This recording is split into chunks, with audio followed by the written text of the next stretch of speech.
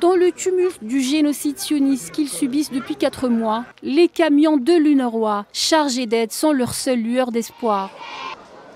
Telle une bouffée d'oxygène, une bouée de sauvetage qui leur permettait de se maintenir à flot, de ne pas mourir de faim, mais les allégations sionistes mensongères selon lesquelles des membres du personnel de l'agence étaient impliqués dans l'opération Déluge al-Aqsa risquent de porter préjudice à l'avenir de l'UNRWA.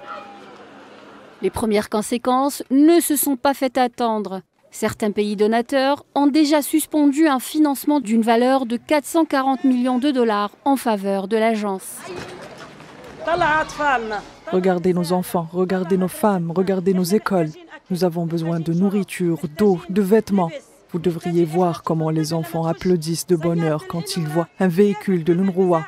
Nous n'avons pas eu de nourriture ces derniers jours et les enfants meurent de faim. Les gens sont perdus. L'UNRWA nous fournit même les médicaments. Vous l'aurez compris, les 2 millions de Razaouis dépendent de l'UNRWA pour leur survie.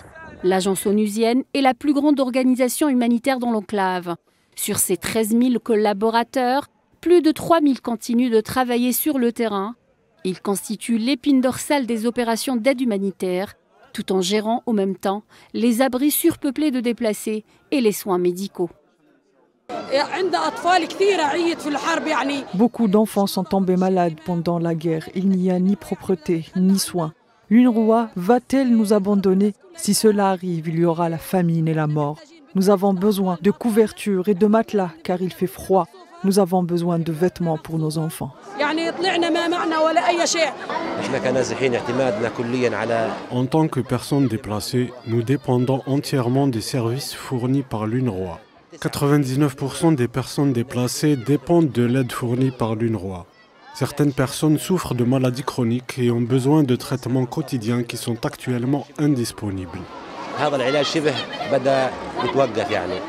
75 ans après sa création, l'UNRWA est dans l'œil du cyclone. L'entité sioniste, pour qui aucun stratagème n'est trop atroce pour nuire aux Palestiniens, a décidé de les priver de cette aide précieuse pour les affamer et les condamner à une mort lente et certaine. Le génocide de Gaza dépasse de loin toutes les atrocités jamais commises dans le monde à ce jour.